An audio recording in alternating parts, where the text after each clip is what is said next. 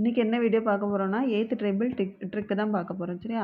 First என்னென்னா ஒரு box போட்டுக்கணும். பாக்ஸை வந்து 2ஆக பிரிச்சுக்கணும்.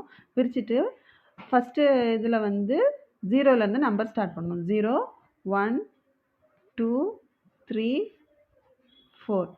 அடுத்து என்னென்னா எந்த நம்பரில் முடிச்சிருக்கோம் 4ல் முடிச்சிருக்கோம். அப்போ 4லேருந்து அடுத்து ஸ்டார்ட் பண்ணணும்.